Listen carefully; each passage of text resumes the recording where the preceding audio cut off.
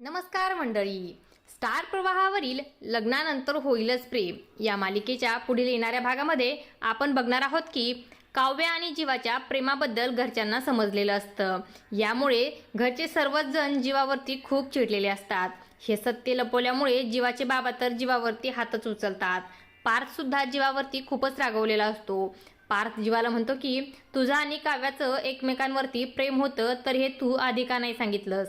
जीवाचे बाबा तर त्याला बोलू लागतात की तू एक नाही तर दोन दोन मुलींचे आयुष्य बर्बाद केलेस. घरचे सगळेच जण जीवाला खूप बोलतात आणि जीवा मात्र गप्प ऐकून घेतो. मात्र आता रडतच नंदिनी सुद्धा त्याच्याकडे येते आणि त्याला रडतच म्हणते की मी तुम्हाला देव मानलं होतं.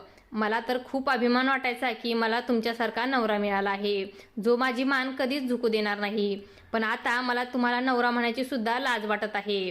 जीवा सगळ्यांचं बोलणं गप्प ऐकून घेत असतो. घरचे वातावरण खूपच जास्त तापलेलं असतं असं मालिकेच्या 6 एप्रिलच्या भागामध्ये दाखवण्यात येणार आहे.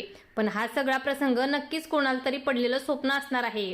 जीवा व काव्याच्या नात्याचे सत्य इतक्यात कुटुंबासमोर येणार नाही. दरम्यान या मालिकेचा 8 एप्रिलचा प्रोमो देखील आपल्यासमोर आलेला आहे. पार्थ काव्याला म्हणत असतो की माझा मोबाईल बंद पडलाय, तुमच्या फोनवरून तुम्ही जीवाला फोन लावा. काव्या आता घाबरतच जीवाला फोन लावून देते. पार्थ फोन कानाला लावतो तर तिकडे काव्याचा फोन आलेला बघून जीवा खूपच चिडतो आणि रागावून काव्याला म्हणतो तुला मी किती वेळा सांगितले की मला फोन करत जाऊ नकोस म्हणून. तुझा आणि माझा काहीही संबंध राहिला नाही. जीवाचं बोलणं ऐकून पार्थ त्याला म्हणतो की अरे जीवा कोणासोबत बोलत आहेस तू आणि हे काय बोलतोयस. पार्थचा आवाज ऐकून जीवा तिकडे गप्पच होतो. तर इकडे जीवा नेमकं काय बोलत असेल या विचाराने काव्या सुद्धा घाबरून गेलेली असते. असाच या मालिकेचा प्रोमो दाखवण्यात आलेला आहे.